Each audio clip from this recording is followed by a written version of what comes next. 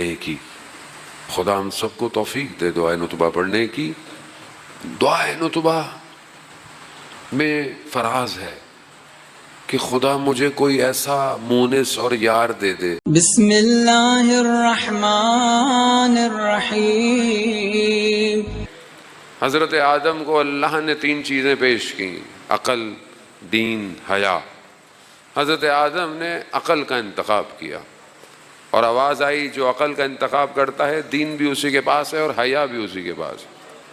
تو عقل بہت ضروری ہے، لاجک بہت ضروری، بغیر عقل کے توحید کو مانا نہیں جا سکتا، اور جس قوم میں عقلانیت نہ پائی جائے وہ قوم دب جاتی ہے۔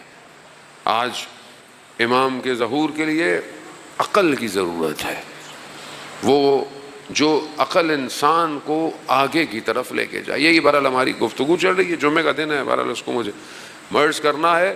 حالات آپ کے سامنے ہیں، اب اس عقل کو برائے کار لاتے ہوئے ہم نے یہ دیکھنا ہے کہ ہم نے امام کے ظہور کے لیے کیا کرنا ہے اور کیا کر رہے ہیں۔ حالات آپ کے سامنے، فلسطین کی سچویشن آپ کے سامنے، غزہ کی سچویشن آپ کے سامنے ہے، کس طریقے سے ایک چھوٹی سی پٹی پہ دشمن اپنی پوری طاقت لیے بیٹھا ہے۔ مسئلہ کس کا ہے؟ مسئلہ کسی فرقے کا ہے، مسئلہ کسی کی پراپرٹی کا ہے، جائیداد کا ہے، تنازع کیا ہے؟ تنازع اسلام کا ہے، مشکل اسلام کی ہے۔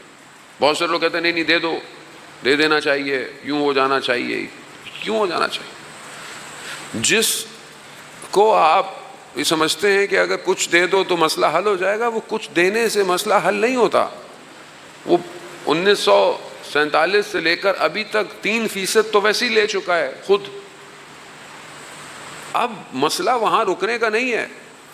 جو لوگ اس غلط فہمی کا شکار ہیں کہ فلسطین جو ہے وہ ایک جزئی مسئلہ ہے، ایک جغرافیکل مسئلہ ہے، ہمارا اس میں لینا دینا کیا ہے، مولانا عزیزان محترم، تو وہ پھر امام کو نہیں سمجھا۔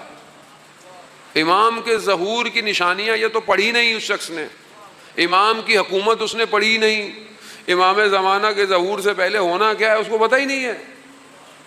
دشمن اپنا پلان لے کر بیٹھا ہوا ہے، اور آج سے نہیں ہے، وہ تو امام کے چاہنے والوں نے اس کے پلان کو خراب کر دیا ہے، ورنہ اس نے تو گریٹر اسرائیل کا پلان کب کا بنایا ہوا تھا۔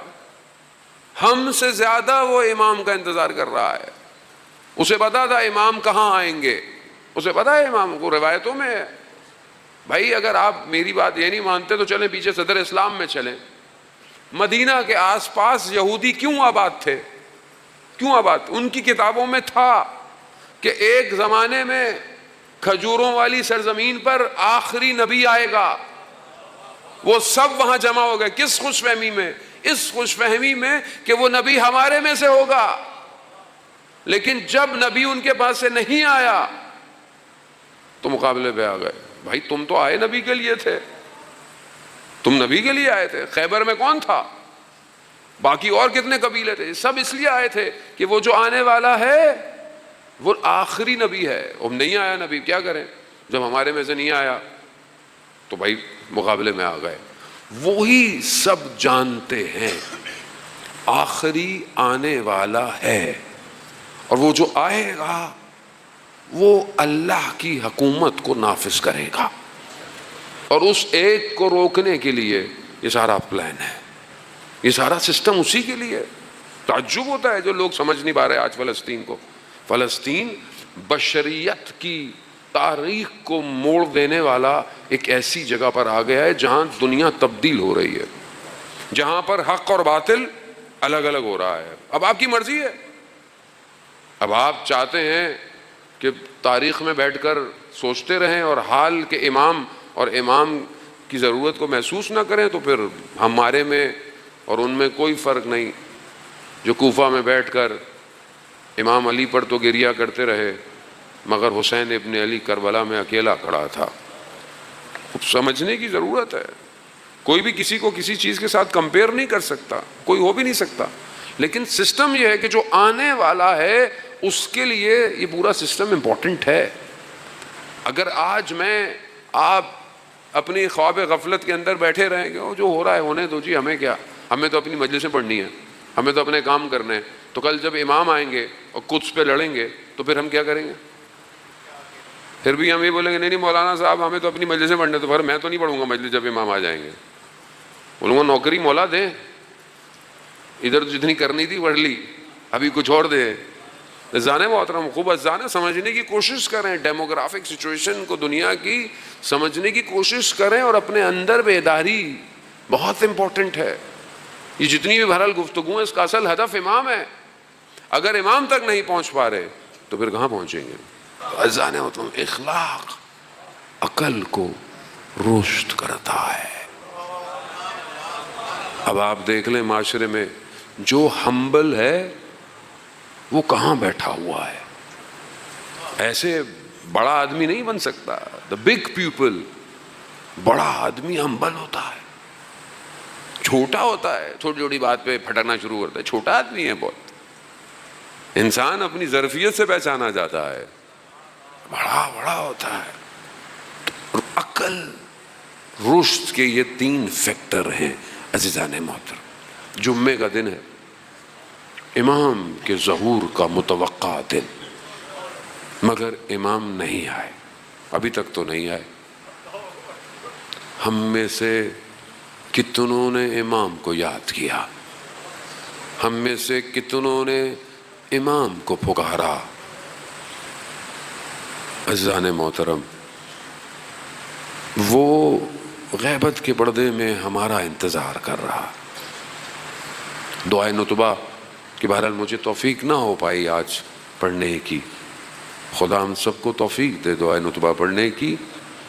دعائے نتبہ میں فراز ہے کہ خدا مجھے کوئی ایسا مونس اور یار دے دے جس کے ساتھ میں بیٹھ کر امام پر گریہ کروں. کوئی ہو نا جس کے ساتھ بیٹھ کر میں امام کی باتیں کروں. کہاں ہوگا وہ یوسف زہرا؟